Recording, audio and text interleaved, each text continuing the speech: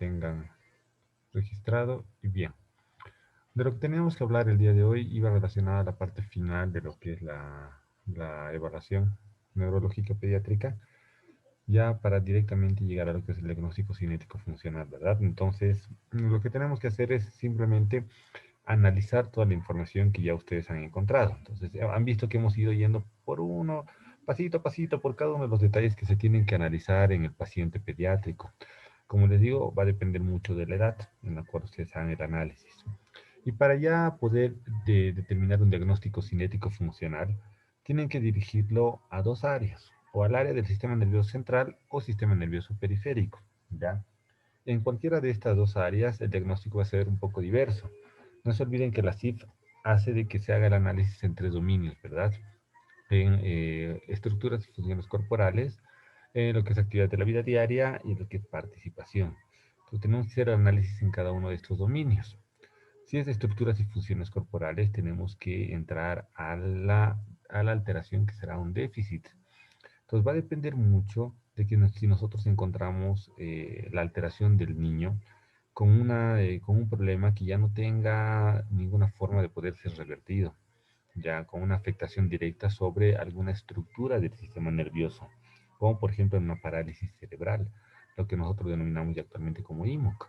Si fuera este el caso que nosotros tenemos que diagnosticar, ¿creen ustedes que este podría entrar dentro de lo que es un déficit funcional o un déficit estructural?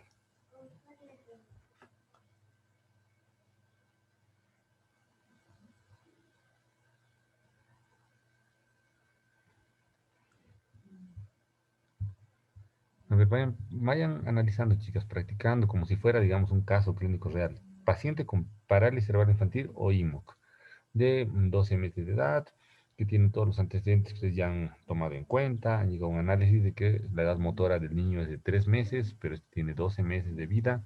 Entonces, ¿qué piensan? Producto de este PCI, ¿habrá un déficit funcional o estructural?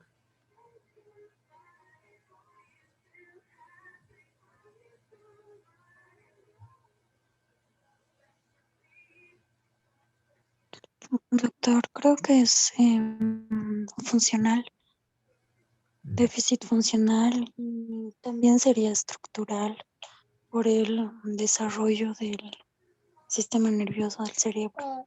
ya. Todo déficit estructural va a tener compromiso funcional. Siempre va a ser así. O puede haber aisladamente un déficit funcional y un déficit estructural de manera aislada.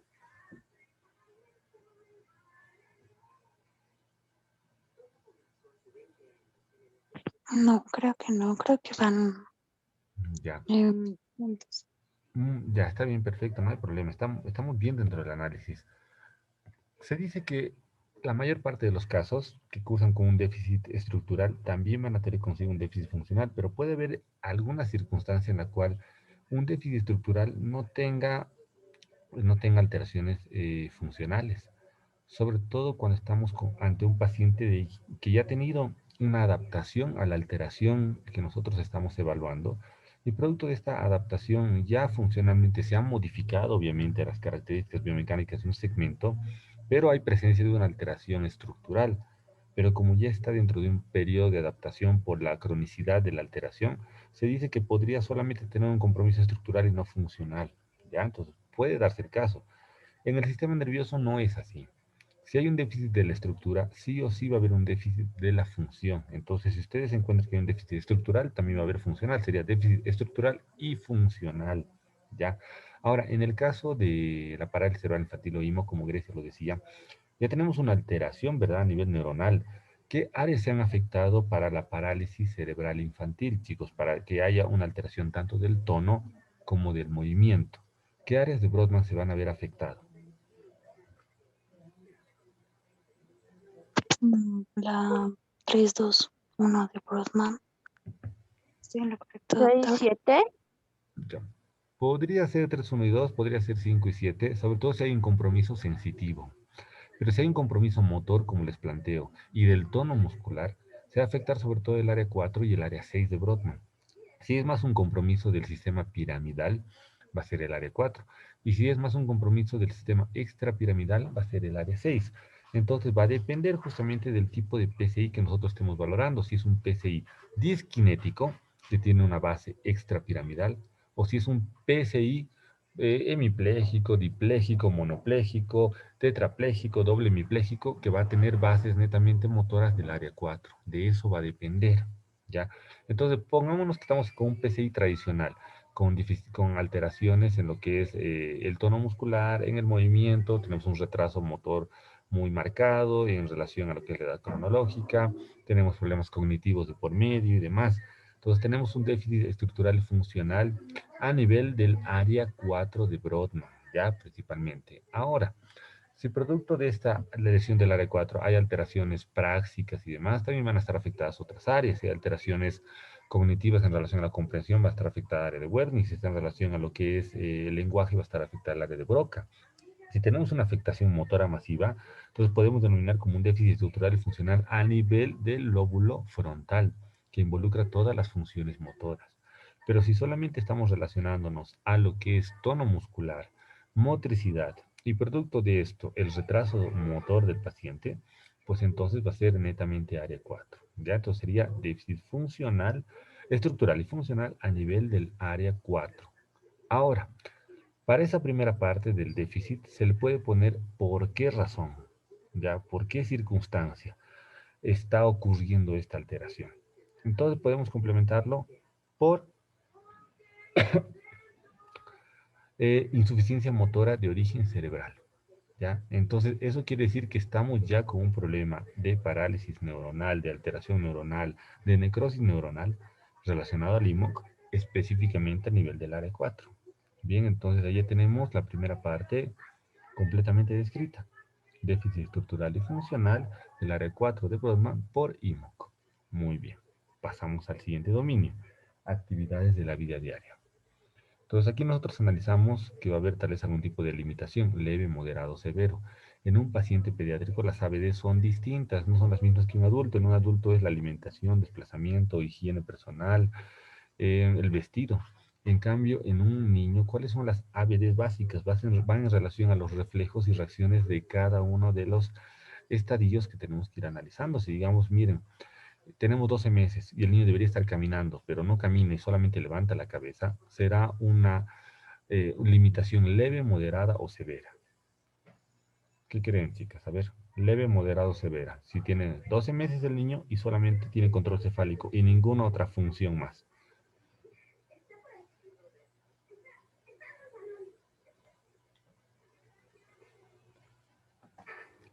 ¿Sería severa, Doc?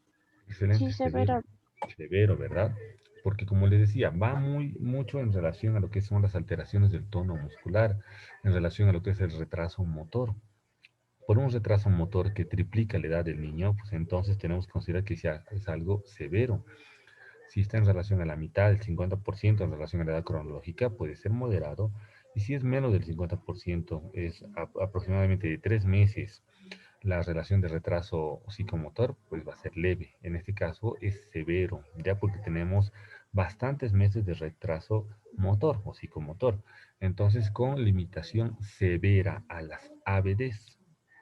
¿Ya? Entonces, así ponemos porque las ABDs del niño son las reacciones que tiene el niño, las reacciones que presenta en decúbito en cada uno de los hitos motores en cada trimestre. Bien.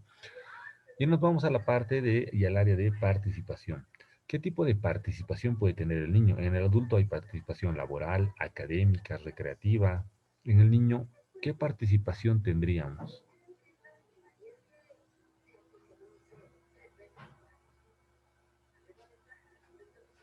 Recreativa, Doc. Ya, muy bien, perfecto. Va a haber un tipo de participación recreativa. Podría haber participación académica, ¿verdad?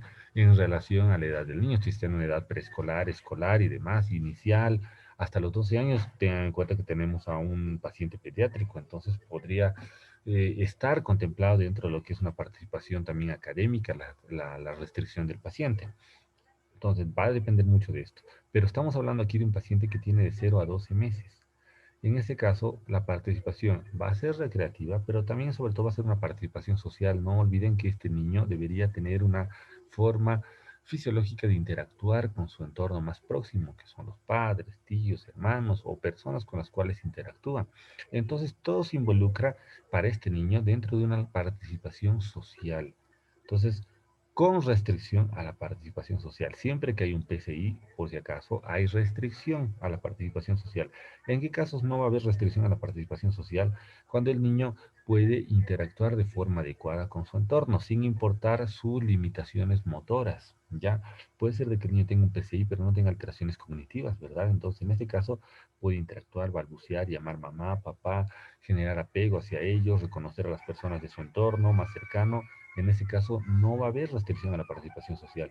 Pero si hay ausencia de todo esto, pues entonces sí hay restricción a la participación social. Entonces, simplemente denomínenlo como restricción a la participación social. Social involucra absolutamente todo lo demás. Bien, entonces, en el ámbito de la CIF, ¿se ha entendido esta primera parte de la explicación de cómo van a encontrar el diagnóstico?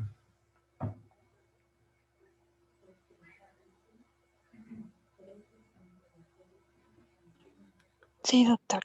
No está muy complicado, ¿verdad? Para el diagnóstico de la CIF estamos bastante, creo que bastante prácticos, porque ustedes han analizado varios casos. Ahora, la circunstancia está en alguna otra alteración. Por ejemplo, si tenemos un problema extrapiramidal, tenemos coria, tetosis, está mucho más relacionado a alguno de los núcleos extrapiramidales, tal vez al núcleo rojo, tal vez a la formación reticular. No sabemos con exactitud hasta que se haga la valoración imagenológica, pero simplemente denominamos en la descripción déficit estructural y funcional del ALC de Brodmann y sistema extrapiramidal, ¿ya? Con limitación severa, leve, moderada a las ABDs y restricción a la participación social. Y de esa forma ya clasificamos al niño dentro de su diagnóstico. Si fuera una alteración dentro de lo que es las alteraciones del desarrollo relacionadas con el espectro autista, autismo, síndrome de Rett, síndrome de Asperger, entonces denominamos como déficit estructural y funcional a nivel del sistema nervioso central por un trastorno del desarrollo, de esa manera, ya para relacionarlo específicamente a qué, con limitación igual leve, moderada o severa y restricción a la participación social, si es que la hay. Entonces ustedes traten de denominar la alteración por la cual se está dando el déficit estructural y funcional de las estructuras que ustedes estén analizando, para que así se sepa cuál es el camino adecuado del diagnóstico que se está asumiendo y cuáles van a ser las alteraciones que se van a ver evidentes en el caso. ¿Sí? Entonces, esa es una forma adecuada de hacerlo a nivel pediátrico. En el adulto es distinto, ustedes saben. No se cita mucho la alteración ni la patología, se cita sobre todo las dificultades funcionales que va a presentar el paciente, las limitaciones y restricciones y demás, pero en el paciente pediátrico se debe denominar exactamente la alteración que ha dado lugar al déficit, que sea estructural o funcional. Bien. Ahora, no confundan nunca, por favor, con lo que siempre me preguntan y me consultan muchos de sus compañeros. Limitación a los movimientos de flexión, limitación al que se llama a los cambios posturales, con limitación de la marcha. O sea, en la segunda área que es ABDs trae consigo una limitación, pero no limitación de movimientos específicos, sino una limitación de las ABDs como tal. Entonces no podemos poner déficit funcional estructural del área 4 de Brodmann con limitación a la flexión y extensión de miembros superiores e inferiores por incremento del tono muscular. O sea, ahí ya no tenemos nada de relación con la CIF, porque la CIF no nos pide que analicemos movimientos independientes, sino que analicemos toda la funcionalidad del paciente para determinar si este es independiente o no en el segundo dominio y si esta independencia o no afecta directamente al tercer dominio, que es la participación. Entonces tengan bien claro los términos que van a utilizar en cada uno de estos tres dominios de la CIF. ¿Ya, chicas?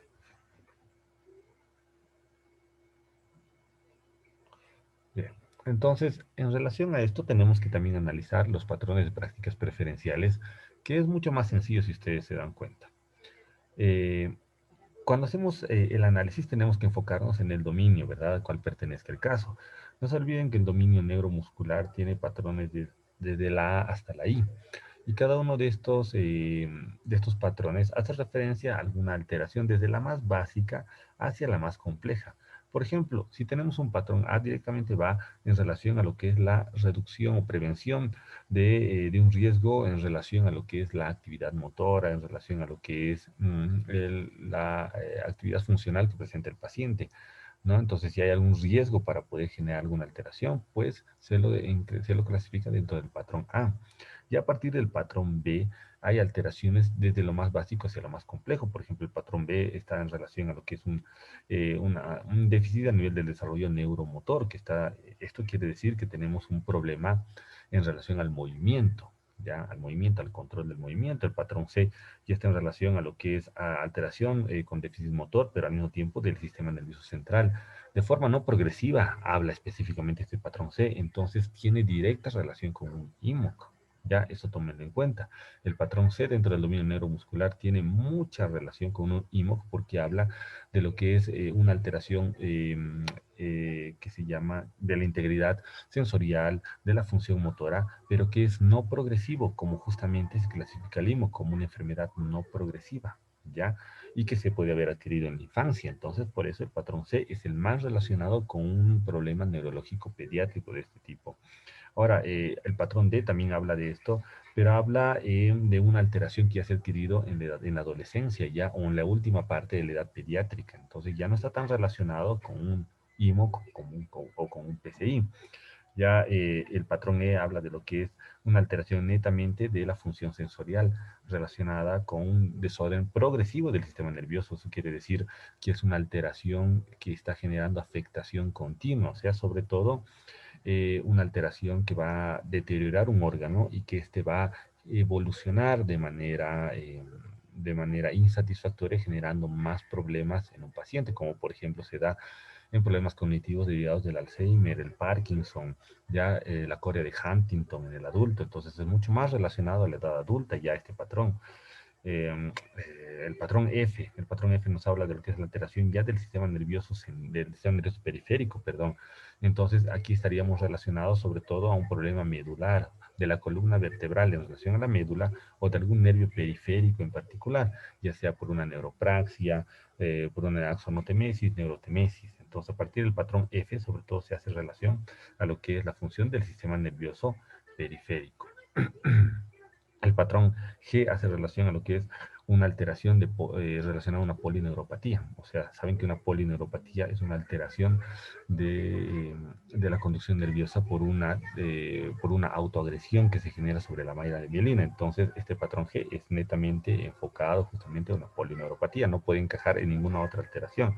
El patrón H ya está en relación a lo que es una alteración relacionada netamente con la médula.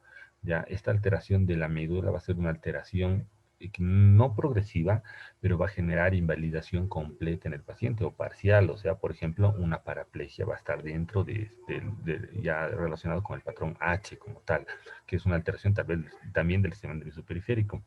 Y el patrón I, que es el patrón más complejo, está relacionado con lo que es un deterioro completo del sistema nervioso, relacionado al sistema nervioso central y periférico, con un estado de coma o un estado vegetativo. Entonces, son pocos los casos que se tienen que analizar en esta circunstancia.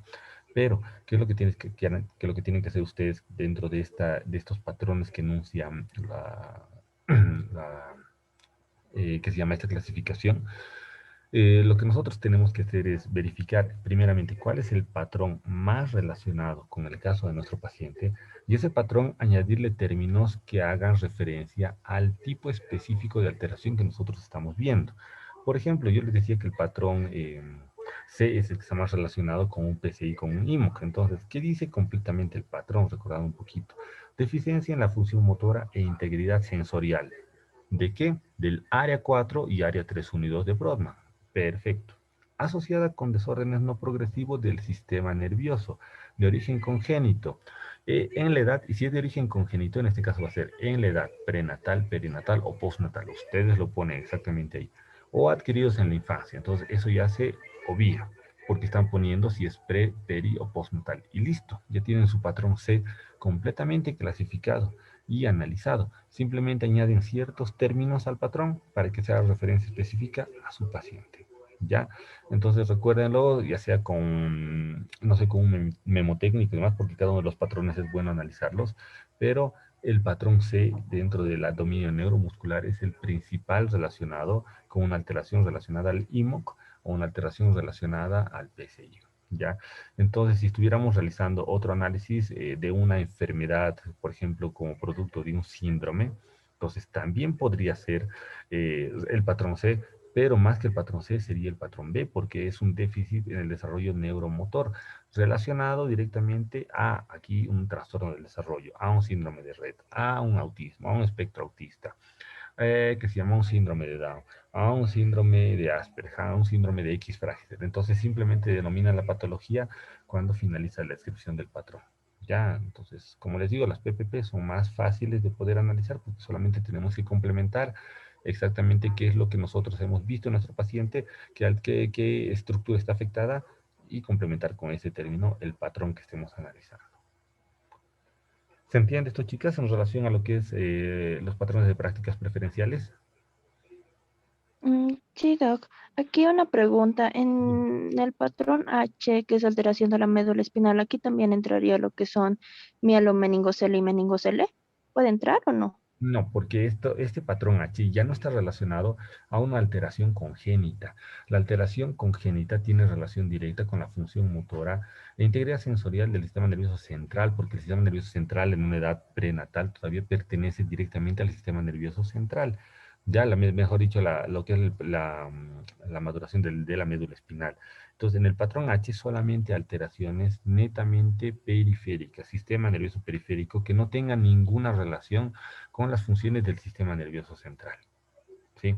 Entonces, por ejemplo, una espina bífida, un mielomeningocele, un oncefalocele, van a tener también una alteración cognitiva bastante marcada porque el sistema nervioso se está afectando. Entonces, como a partir ya del patrón F estamos viendo netamente alteraciones periféricas, a excepción del patrón I que involucra todo, central, periférico, motor, cognitivo y demás. Entonces el patrón directamente F, G y H estarían en relación a un problema netamente periférico. ¿Ya? No tiene relación directa con un problema central.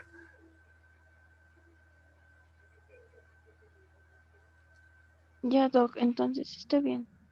Muy bien. ¿Alguna pregunta más, tal vez, chicas?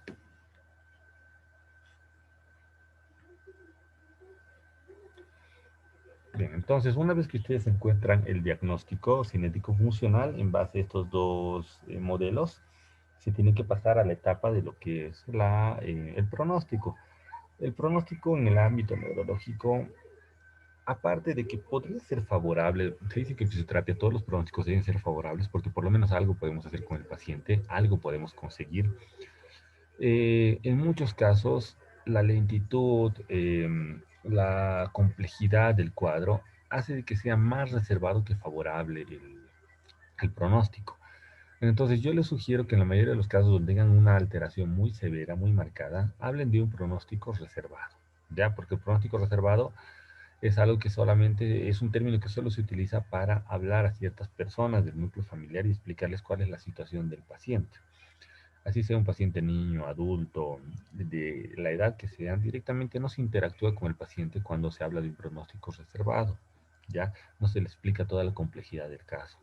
Entonces, esta es una de las circunstancias en el ámbito neurológico donde la mayoría de los casos podría llegar a ser denominada como un pronóstico reservado. A menos que realmente ustedes vean de que es un problema tal vez periférico, una neuropraxia, sea un problema tal vez no relacionado al sistema nervioso central, sea un problema de, por ejemplo, un síndrome de Guillain-Barré que es desmielinizante, pero se puede conseguir resultados adecuados, donde se va a conseguir un avance bastante rápido del trastorno que ha presentado el paciente, serían los únicos casos donde se habla de un pronóstico favorable, pero si es otro pronóstico, si es otro tipo de patología degenerativa, progresiva, que ha afectado y no va a revertir las funciones de las estructuras que ha afectado, pues hablen de un pronóstico reservado.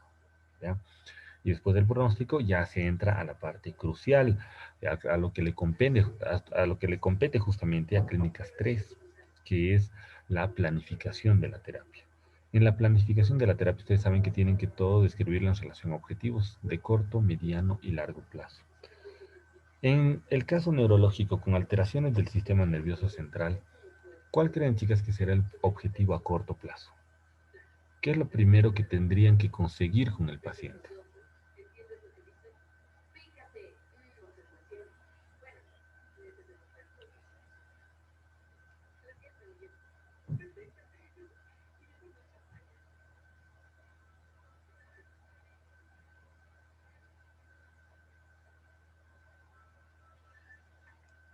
Obviamente va a depender mucho, chicas, por si acaso, de lo que es lo que hayan encontrado ustedes específicamente en su paciente. Pónganse, si tenemos el cuadro de un paciente que tiene un nivel relativamente alto de espasticidad, entonces nuestro primer objetivo va a ser incrementar la amplitud de movimiento o el rango de movimiento, ¿verdad? Si aparte de esto el paciente tiene dolor, entonces incrementar el rango de movimiento y a la par reducir el dolor, producto de la movilización. Entonces van a ser dos objetivos que van a ir de la mano que se ven en un caso a corto plazo. Pero ¿qué pasa si el paciente no tiene problemas relacionados al tono muscular directamente, a lo que es la espasticidad? Pero tiene, y tampoco tiene limitación del movimiento, simplemente tiene un retraso a nivel psicomotor.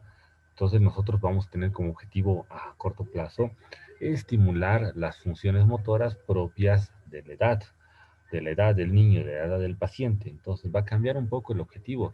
Tienen que asociar un objetivo a corto plazo, lo primero y lo más importante que estuvieran ustedes buscando con el paciente. ¿Ya? Cuando hablan de un problema relacionado con espasticidad, relacionado con reducción del movimiento, sí o sí tienen que poner en un objetivo a corto plazo, incrementar la función, incrementar el rango de movimiento. ¿Ya? Asociado a esto, si es problema de tono, reducir el tono muscular o inhibir la actividad anómala del tono muscular.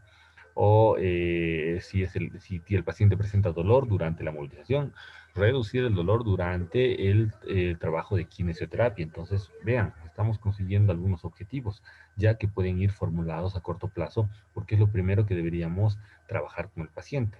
Si el paciente tiene un problema cognitivo, tal vez lo primero en algunos casos sería estimular las funciones cognitivas, ¿ya? Como tal vez la memoria, como tal vez la atención en un niño que tiene un déficit de atención o una disfunción de la interacción sensorial, en un paciente que tiene una alteración relacionada con el grupo de desarrollo, sería tal vez un objetivo a corto plazo generar interacción adecuada con el terapeuta.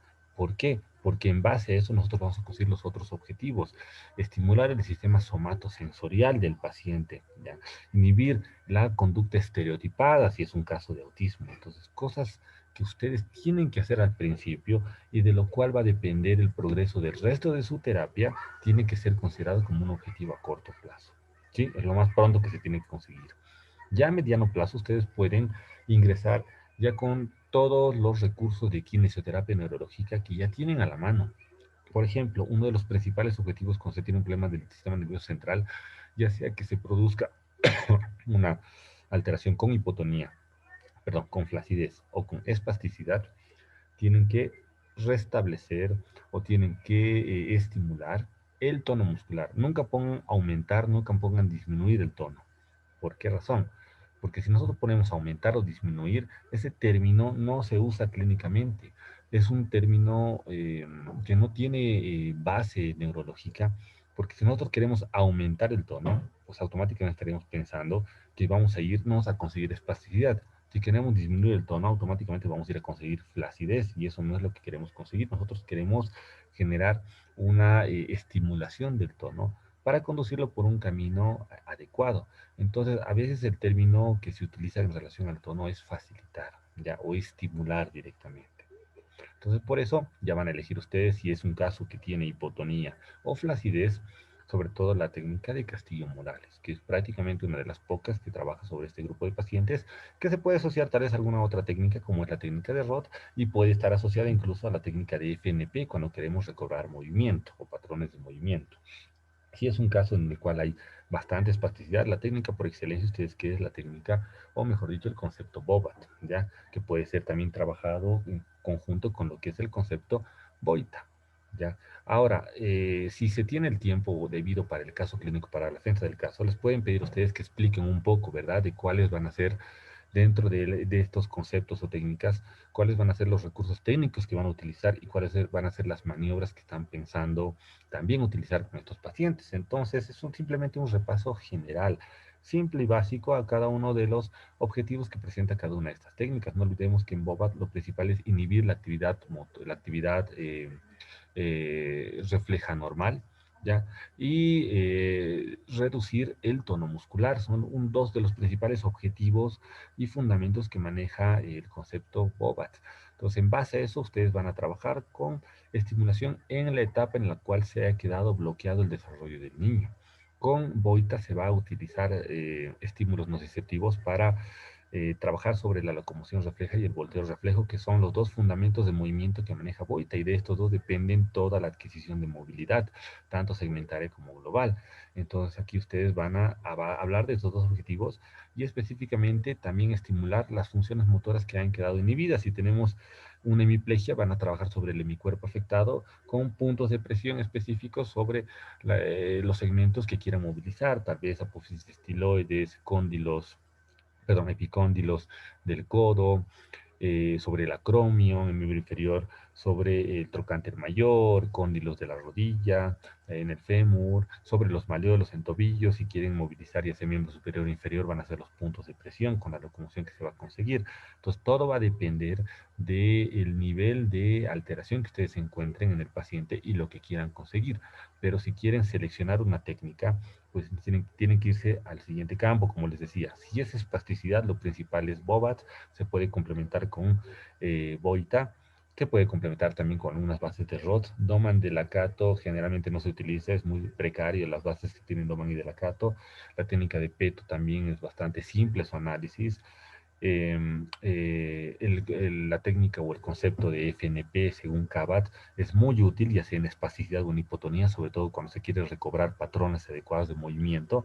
Entonces, casi en cualquier caso neurológico, FNP va a estar de por medio, ¿ya? Si es hipotonía netamente, prácticamente la única técnica que se puede utilizar es Castillo-Morales, con un poco de asociación tal vez a lo que es Roth, después nada más, y tal vez FNP, si es que el caso fuera que se quiere recuperar patrones de movimiento. Entonces, a mediano plazo, ¿cómo van a asociar estas técnicas a su objetivo?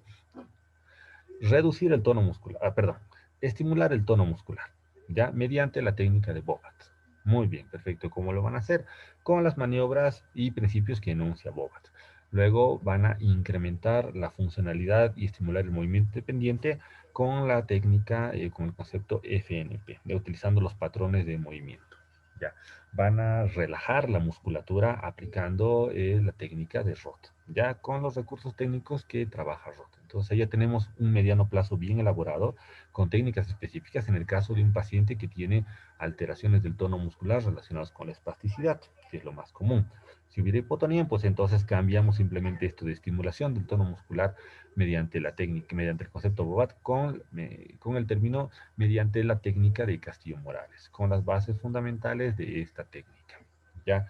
Entonces, la base fundamental de Castillo-Morales es incrementar el nivel de funcionalidad a partir de la reeducación del tono muscular, ¿ya? Entonces, eso es lo que ustedes van a conseguir con esta técnica.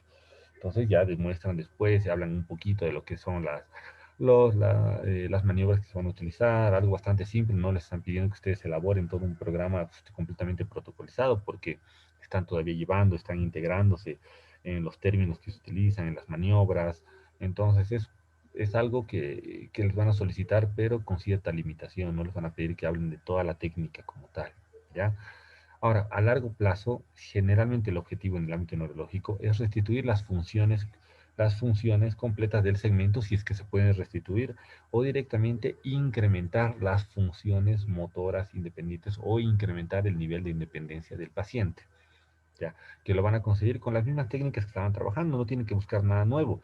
Si han utilizado Bobat a mediano plazo, pueden seguir utilizándolo a largo plazo. Si han utilizado FNP, pueden continuar, tal vez con algunas maniobras más complejas, pero no quiere decir que ustedes tienen que buscar nuevas técnicas a largo plazo. Incluso las mismas técnicas que están utilizando a corto plazo se pueden repetir a largo plazo, porque todo se entiende que va a seguir una secuencia, ¿verdad? Van a utilizar maniobras más básicas que después poco a poco se van a ir haciendo más complejas en relación también a la evolución del paciente. Bien, esa es la manera adecuada de elaborar una planificación de terapia con objetivos a corto, mediano y largo plazo. De esto, chicas, ¿alguna consulta en general? ¿Alguna pregunta?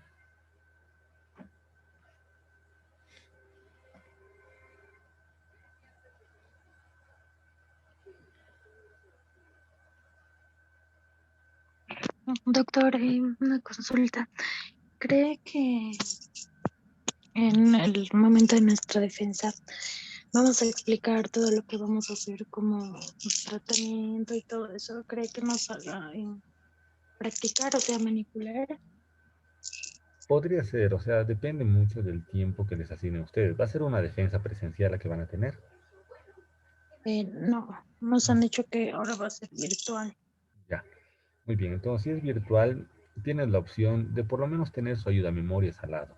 Ya, no es lo adecuado, obviamente, ¿no? Yo mismo estaría en desacuerdo con una ayuda a memorias que les guíen todo, pero si tienen la oportunidad de hacerlo, háganlo con bastante recato. También apóyense entre ustedes y pueden reunirse para hacer la defensa.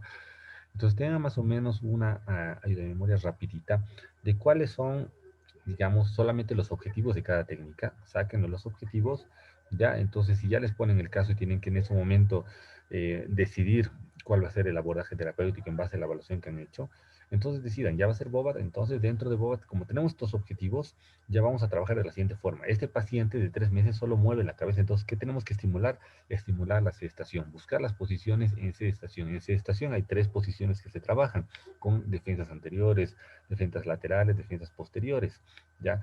Con posición sedente largo, sedente corto. Se trabaja también equilibrio en sedestación, balanceo lateral. Entonces, son cosas simples que ustedes ya en una listita se pueden hacer, ¿no? Si es que ya tienen el caso en ese momento, rapidito lo pueden elaborar apoyándose entre ustedes. Ya tienen ahí una guía que no estaría fuera de lugar, porque incluso eso en las defensas presenciales se puede manejar y de esa manera ya saben más o menos qué maniobras utilizar, ¿ya? Ahora, cada técnica tiene recursos técnicos. ¿Qué es un recurso técnico? Son las maniobras, conjunto de maniobras específicas que se van a utilizar manualmente. Entonces, dentro de Bobat, por ejemplo, el golpeteo mediante el tapping, el golpeteo rápido, es uno de los recursos técnicos.